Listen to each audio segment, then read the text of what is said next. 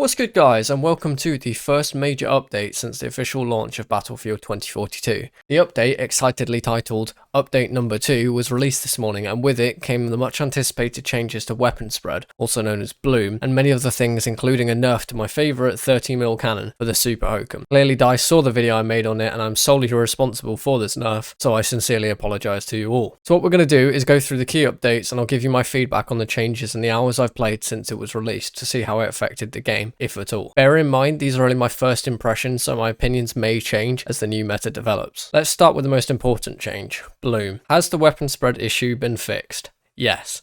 Does this mean M4 best gun easy game?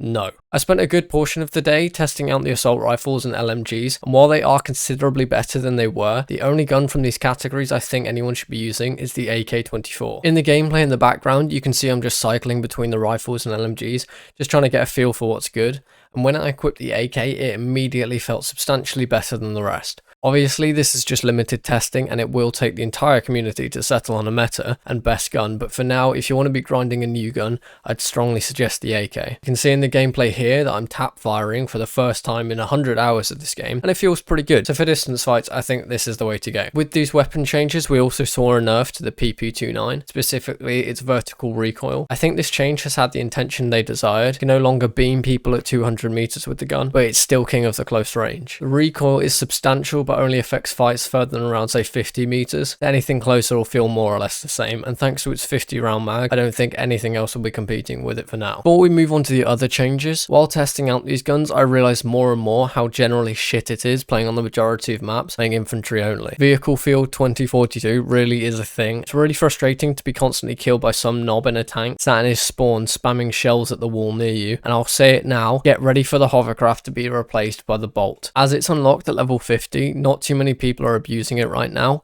but in the next couple of weeks this thing is going to be the bane of all our existences because of its 30mm cannon. If you think I'm exaggerating, just look at these clips from today where I didn't even have a driver. I just parked up, switched to my gunner seat and held mouse 1 until I got sniped. Quote me on this now, this is going to be the most annoying thing in the game until it's changed. Alright, moving on to Heli. Starting off with my formerly favourite weapon, the 30mm pilot gun for the Super Hokum. I say formerly because they nerfed it hard, and while it's still super effective against other aircraft, you're really going to struggle on killing infantry with it now, as you can see. The good news is that the gunner seat cannon feels more or less the same, just slightly less splash damage, and damage extreme ranges has been reduced, so I expect to see fewer people hovering at the top of the skybox just raining down death, which is definitely a good thing. The Nightbird also received some tweaks, but weirdly enough for the 20mm cannons. From my experience, I thought these were pretty shit and was expecting the rockets to see the weapon balancing, but no, they've left them alone, so the Nightbird is as good as ever from what I can tell. Finally, there were some bug fixes and the minigun across all ground vehicles had a damage reduction and its damage range drop-off increased.